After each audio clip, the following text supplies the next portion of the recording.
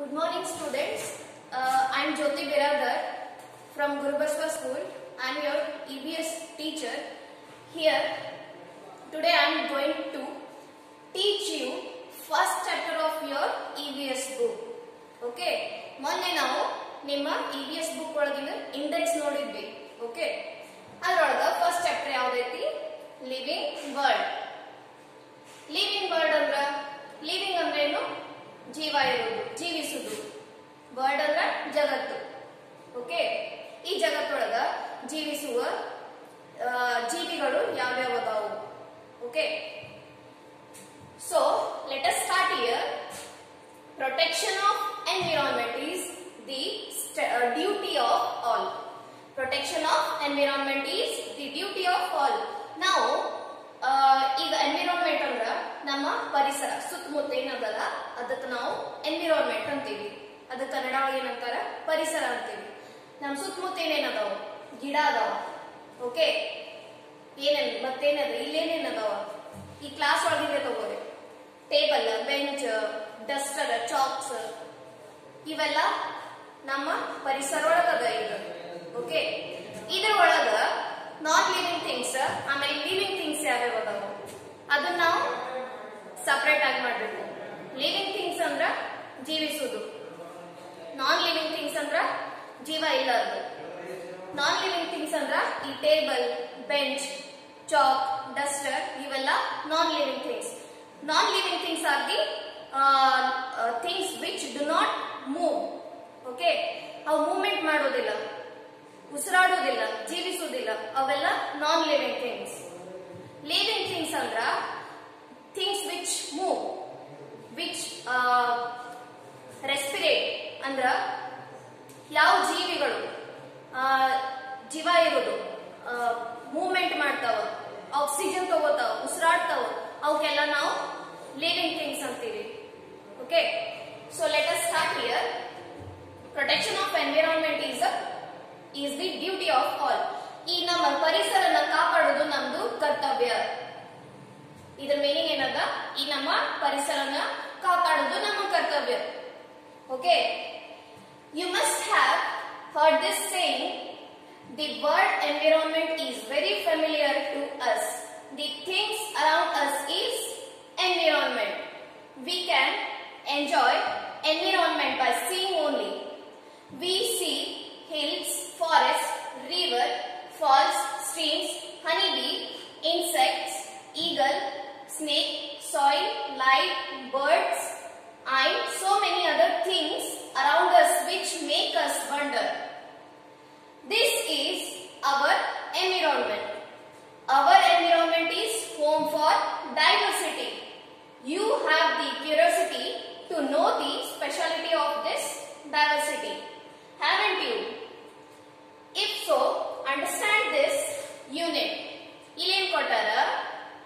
ಈಗ ನಮ್ಮ ಎನ್ವಿರಾನ್ಮೆಂಟ್ ಒಳಗ, ನಮ್ಮ ಪರಿಸರ ಒಳಗ ಏನೇನದಾವ?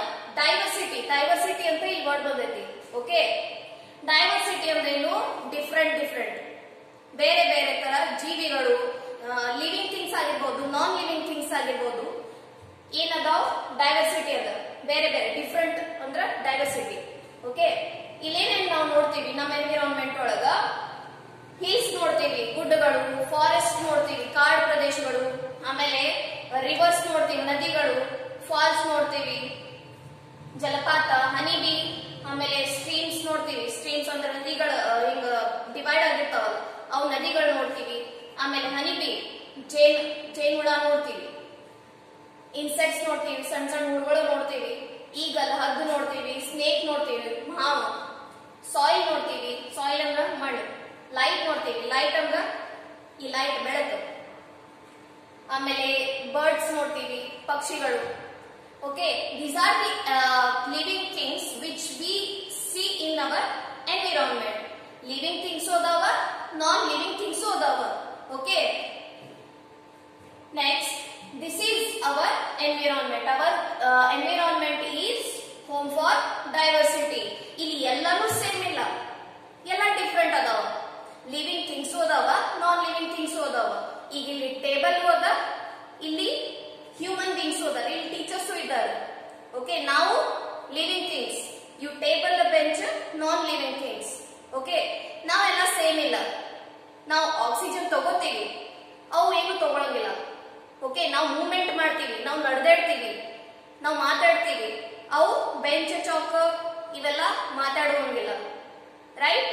So they are living non living things. We are living things. Okay, so you have curiosity to know the speciality of this diversity, haven't you? If so, understand this unit. Ile next ಏನದ, after studying this lesson, you identify living beings and non-living things. Know the important characteristics of living beings. Introduce yourself to the method of food production in plants, life cycle and different types of plants. Classify animals based on their feeding habits. Know the importance of protection of plants and animals. ಇಲ್ಲಿ ನೀವು chapter ಓದಿದ ಮೇಲೆ ನಿಮಗೆ ಏನ್ ಮಾಡಬೇಕು ಅಂದ್ರ identify ಮಾಡಬೇಕು ಎದ್ರೊಳಗ living things ಮತ್ತು non living things. Okay, next point ಏನದ, know the important characteristics of living things. ಇಲ್ಲಿ ಲಿವಿಂಗ್ ಬೀಯಿಂಗ್ಸ್ ಏನದಾವಲ್ಲ, ಮನುಷ್ಯರು, ಮೂವ್ಮೆಂಟ್ ಮಾಡುವಂತ ಜೀವಿಸುವ ಜೀವಿಗಳು, ಅವ್ರದೇನು ಕ್ಯಾರೆಕ್ಟರಿಸ್ಟಿಕ್ಸ್ ಅಂದ್ರ ಅವ್ರು ಹೆಂಗಿದ್ದಾರ, ಏನ್ ವರ್ಕ್ ಮಾಡ್ತಾರ. ಓಕೆ, ಲಕ್ಷಣಗಳು ಅಂತಾರ. ಆ ಕ್ಯಾರೆಕ್ಟರಿಸ್ಟಿಕ್ಸ್ ಅಂದ್ರ ಲಕ್ಷಣಗಳು ಏನೇನದಾವ ಅದೆಲ್ಲ ನೀವು ಐಡೆಂಟಿಫೈ ಮಾಡಬೇಕು. ನೆಕ್ಸ್ಟ್ ಏನದ, introduce yourself to the method of food production in plants, life cycle and different types of plants. ಇಲ್ಲೇ ನೆಕ್ಸ್ಟ್ ಏನು ಕೊಟ್ಟಾರಂದ್ರ, ನೀವು ಪ್ಲಾಂಟ್ಸ್ ಒಳಗೆ ಹೆಂಗ್ ಫುಡ್ ಪ್ರೊಡಕ್ಷನ್ ಮಾಡ್ತಾವ, ಪ್ಲಾಂಟ್ಸ್ ಹೆಂಗ್ ಫುಡ್ ಪ್ರೊಡ್ಯೂಸ್ ಮಾಡ್ತಾವ. ಓಕೆ, ಆಮೇಲೆ ನೀವು ಹೆಂಗ್ ಫುಡ್ ಪ್ರೊಡ್ಯೂಸ್ ಮಾಡ್ತೀರಿ. ನೆಕ್ಸ್ಟ್ ಇಲ್ಲಿ ಡಿಫ್ರೆಂಟ್ ಟೈಪ್ಸ್ ಆಫ್ ಪ್ಲಾಂಟ್ಸ್ ನಾವು ನೋಡಬೇಕು. ಓಕೆ, ಐಡೆಂಟಿಫೈ ಮಾಡಬೇಕು. ನೆಕ್ಸ್ಟ್ ಏನದ, ಇಲ್ಲಿ classify animal based on there feeding habits. ಇಲ್ಲೇ ಪ್ರಾಣಿಗಳು ಹೆಂಗ ಅವು ಊಟ ಮಾಡ್ತಾವ, ಯಾವ ತರ ಅವ್ರದ್ದು ಫೀಡಿಂಗ್ ಸಿಸ್ಟಮ್ ಅದ. ಫೀಡಿಂಗ್ ಅಂದ್ರ ಊಟ ಮಾಡೋದು. Okay, intake of food. Next is know the importance of the protection of plants and animals. Importance ಅವ್ರದ್ದು ಮಹತ್ವ ಏನೈತಿ, ಯಾಕೆ ನಮಗ್ ಪ್ಲಾಂಟ್ಸ್ ಬೇಕು, ಈ ಅರ್ತ್ ಮೇಲೆ, ಈ ಭೂಮಿ ಮೇಲೆ ಯಾಕೆ ಪ್ಲಾಂಟ್ಸ್ ಇರಬೇಕು, ಅನಿಮಲ್ಸ್ ಯಾಕೆ ಇರಬೇಕು, ಅವ್ರ ಇಂಪಾರ್ಟೆನ್ಸ್ ಏನು, ಇದೆಲ್ಲ ನೀವು ಐಡೆಂಟಿಫೈ ಮಾಡಬೇಕು. Okay, next is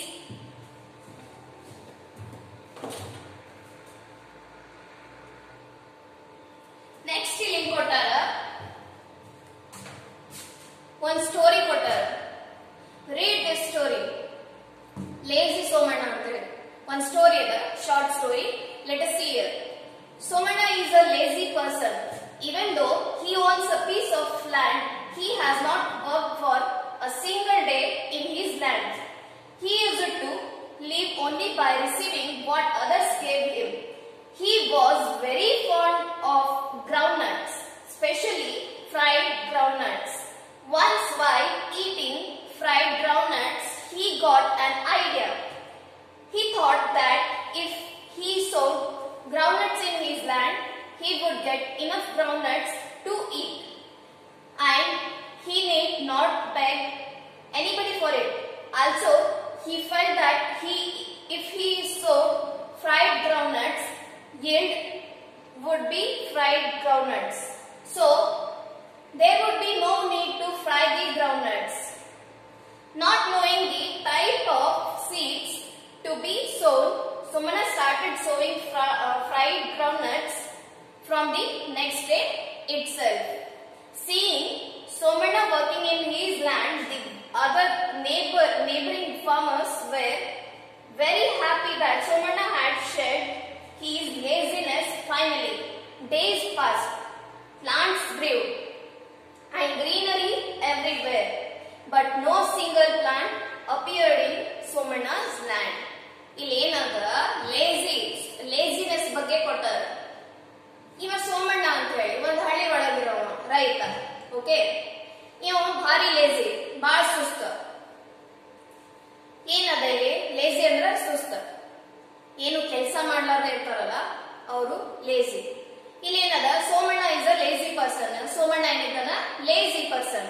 even though he owns a piece of land, he has not worked for a single day.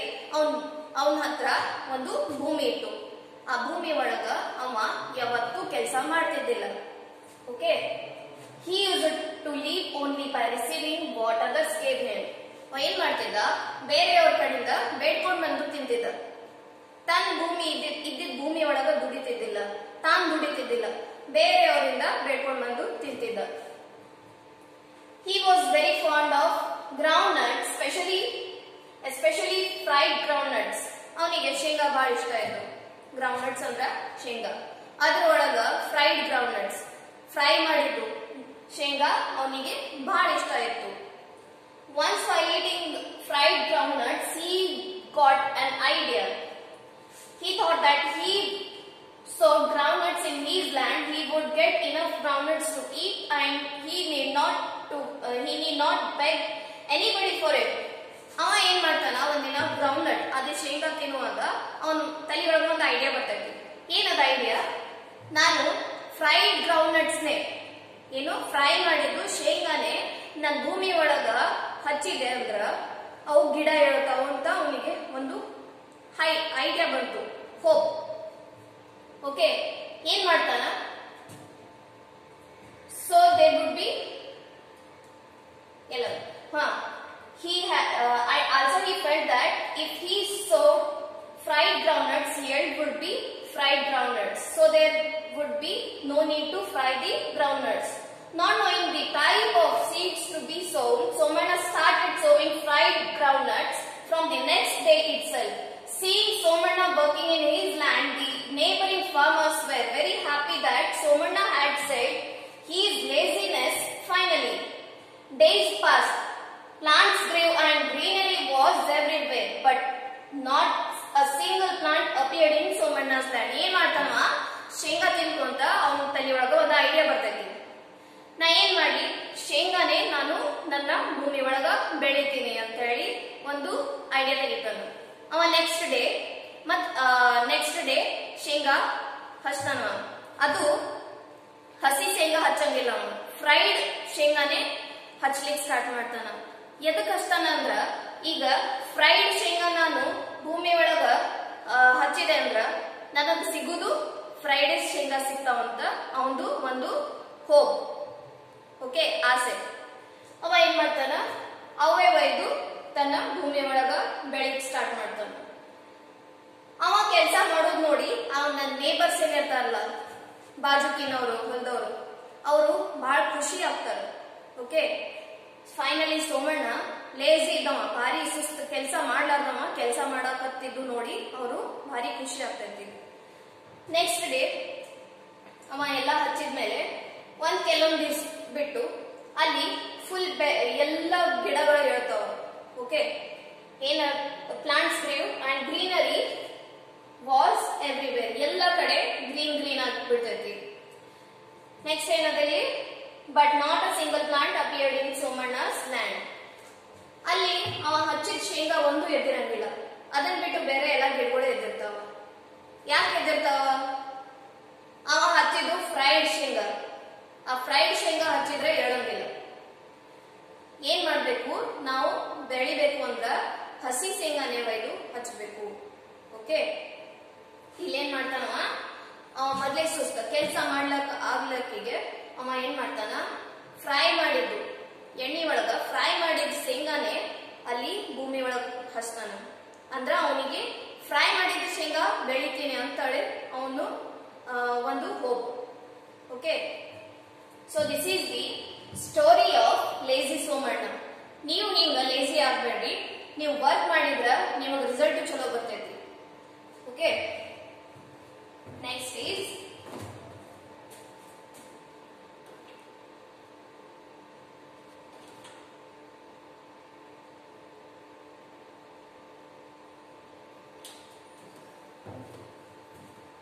think.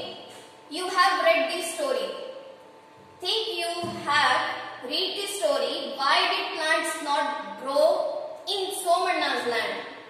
ಯಾಕೆ ಬೆಳಿಲಿಲ್ಲ ಅಲ್ಲಿ ಆ ಶೇಂಗಾ ಹಚ್ಚಿದ್ದು ಯಾಕೆ ಬೆಳಿಲಿಲ್ಲ ಅಂತ ನಿಮ್ ತಲೆ ಒಳಗದ. ಓಕೆ, ನೆಕ್ಸ್ಟ್ ಇಲ್ಲಿ ನೋಡೋಣ. Raw groundnuts have the characteristics needed to grow into a plant. It is called living component. In fried groundnuts, the living component is destroyed. It is called non-living state. In the environment, there are living beings which have the living characteristics and non-living beings which do not have living characteristics. In the following chart, some components of the environment and some living characteristics are given. Read carefully. If in each of the component, the characteristics given in front of them are found, put right mark. In these characteristics which are not found, put cross mark. ಇಲ್ಲಿ ಏನದ ಅದೇ ಶೇಂಗಾ ಯಾಕೆ ಬೆಳಿಲಿಲ್ಲ ಅಂತ ನಿಮ್ ತಲೆ ಒಳಗದು. ಅದಕ್ಕೆ ಇಲ್ಲಿ ಆನ್ಸರ್ ಕೊಟ್ಟಾರ ನೋಡ್ರಿ. ರಾ ಗ್ರೌಂಡ್ನಟ್ ಇರ್ತಾವ, ಹಸಿ ಶೇಂಗಾ ಏನಿರ್ತಾವ ಅದ್ರ ಒಳಗ ಲಿವಿಂಗ್ ಬೀಯಿಂಗ್ಸ್ ಕ್ಯಾರೆಕ್ಟರಿಸ್ಟಿಕ್ಸ್ ಇರ್ತಾವ. ಅವ್ ಅಂದ್ರ ಈಗ ನೀವು ಹಸಿ ಶೇಂಗಾ ಭೂಮಿ ಒಳಗ ಹಚ್ಚಿದ್ರಿ ಅಂದ್ರ ಅವು ಗಿಡ ಇಳತಾವ. ಇಲ್ಲಿ ಅದ್ರ ಒಳಗ ಲಿವಿಂಗ್ ಜೀವಿಸುವ ಲಕ್ಷಣ ಇರ್ತೈತಿ. ಹಸಿ ಇದ್ದಾಗ ಜೀವಿಸುವ ಲಕ್ಷಣ ಇರ್ತೈತಿ. ಬಟ್ ಅವ ಏನ್ ಮಾಡ್ದ, ಫ್ರೈಡ್ ಗ್ರೌಂಡ್ನಟ್ ಹಚ್ಚದ ಹೋಗಿ ಅವು ಏಳ್ಲಿಲ್ಲ. ಯಾಕ? ಅವು ಹಸಿವಿದ್ದಾಗ ಜೀವಿಸುವ ಲಕ್ಷಣ ಇರ್ತೈತಿ. ನಾವು ಫ್ರೈ ಮಾಡಿದ್ಮೇಲೆ ಅದ್ರ ಒಳಗೆ ಏನ್ ಜೀವ ಇರ್ತೈತಲ್ಲ ಅದೆಲ್ಲ ಹೋಗ್ಬಿಡ್ತೈತಿ. ಓಕೆ, ಅವು ನಾನ್ ಲಿವಿಂಗ್ ಸ್ಟೇಟ್ ಒಳಗೆ ಬಂದ್ಬಿಡ್ತೈತಿ. ಅದಕ್ಕೆ ಇಲ್ಲೇನದ ಏನ್ ಕೊಟ್ಟಾರ, raw groundnuts have the characteristics ಅಂದ್ರ ಲಕ್ಷಣಗಳು. Needed to grow into a plant, it is called living component ಅಂತಾರ. ಈ ರಾ ಏನು ಹಸಿ ಶೇಂಗಾ ಏನಂದಾವಲ್ಲ ಅವಕ್ಕ ಜೀವಿಸುವ ಲಕ್ಷಣ ಇರ್ತೈತಲ್ಲ ಅದಕ್ಕ ಲಿವಿಂಗ್ ಕಂಪೋನೆಂಟ್ ಅಂತಾರ. In fried groundnuts the living component is destroyed. ನಾವು ಫ್ರೈ ಮಾಡಿದ್ಮೇಲೆ ಆ ಜೀವಿಸುವ ಲಕ್ಷಣ ಎಲ್ಲ ಹೋಗ್ಬಿಡ್ತೈತಿ. This is called the non living state. ಆ ಫ್ರೈಡ್ ಶೇಂಗಾಕ್ ನಾವ್ ಏನಂತೀವಿ, ನಾನ್ ಲಿವಿಂಗ್ ಸ್ಟೇಟ್ ಅಂತೀವಿ. In the environment, there are living beings which have the living characteristics and non-living beings which do not have the living characteristics. So, ಅದಕ್ಕೆ ಯಾವಾಗಾದ್ರೂ ಶೇಂಗಾ ಹಚ್ಚಬೇಕು ಅಂದ್ರ ಹಸಿವೆ ಹಚ್ಚಬೇಕು. ಫ್ರೈ ಮಾಡಿ ಬಾಯ್ಲ್ ಮಾಡಿ ಹಚ್ಚೋದಿಲ್ಲ, ಅವು ಹೇಳೋದಿಲ್ಲ. ಓಕೆ, ನೆಕ್ಸ್ಟ್ ಏನದ ಇಲ್ಲಿ,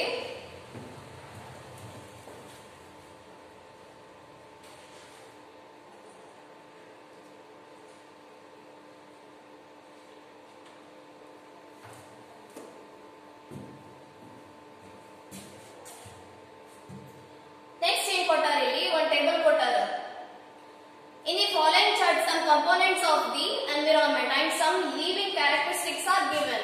Read carefully.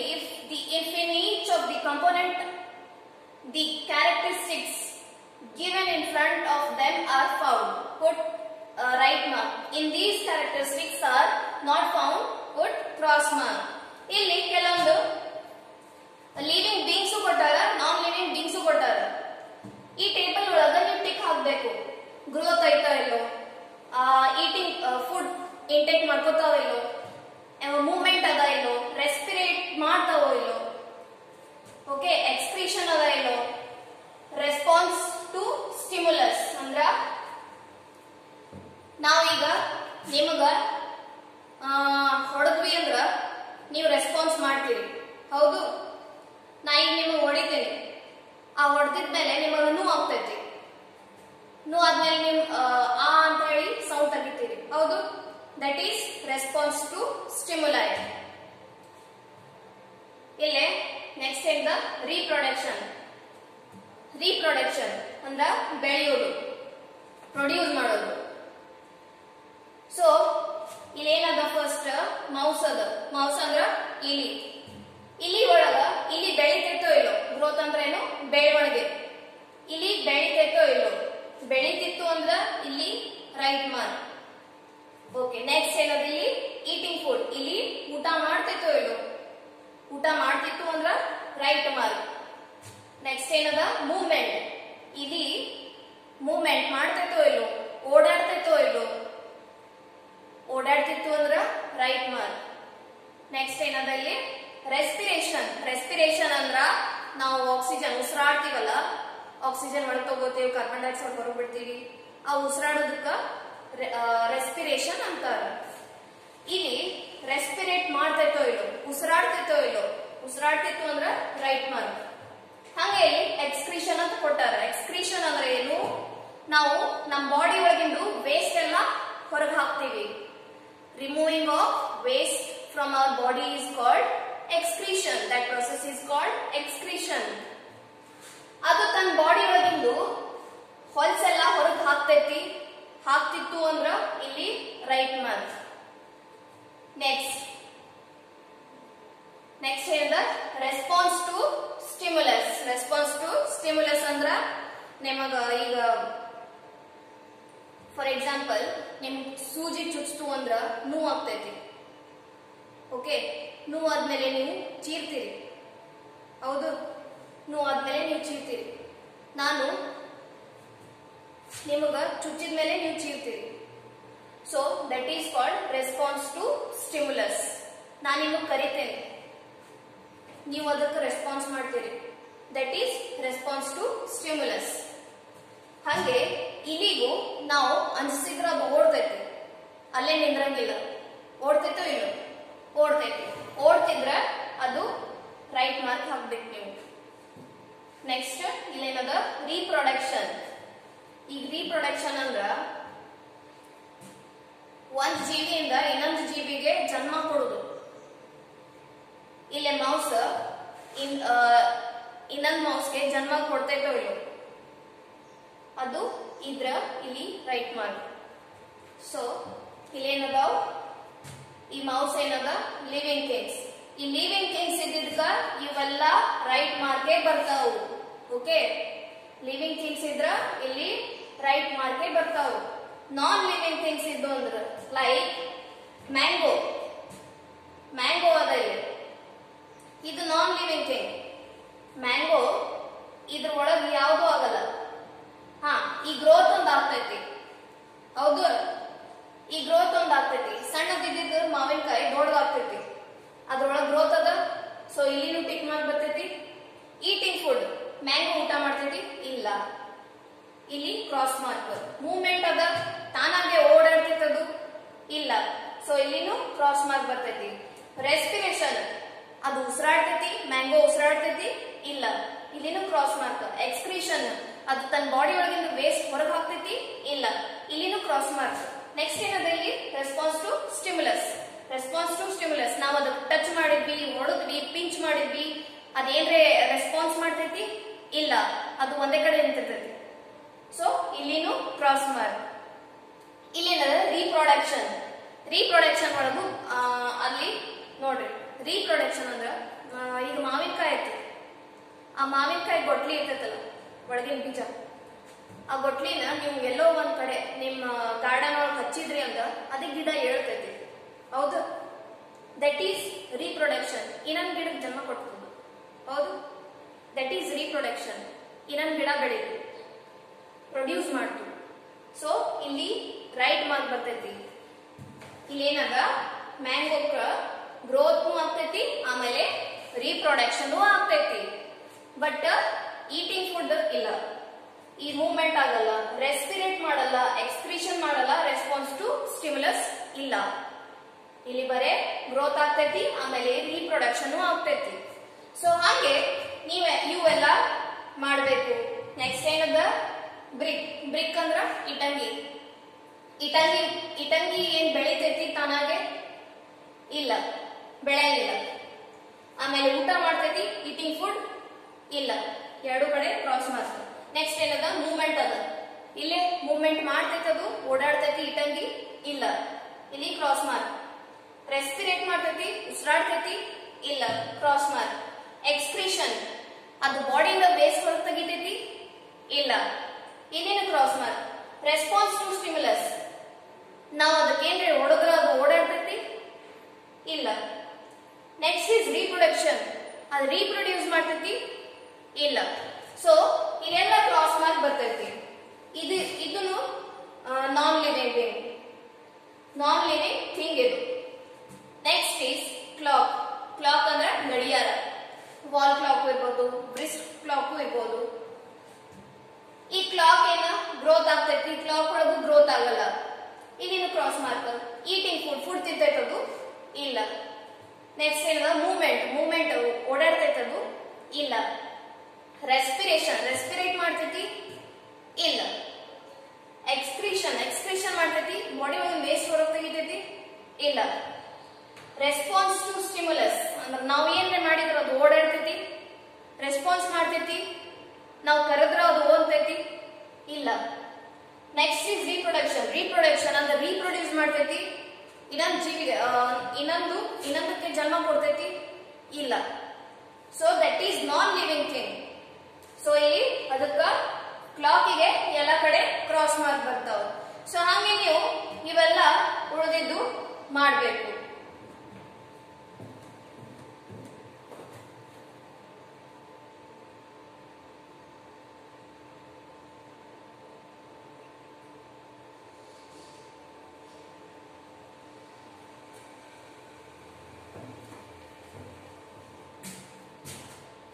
ಇನ್ನೊಂದು ಟೇಬಲ್ ಕೊಟ್ಟಾರ. Some of the components seen in the environment are given below.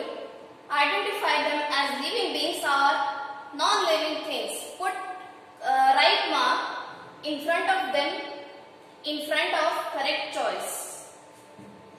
ಇಲ್ಲಿ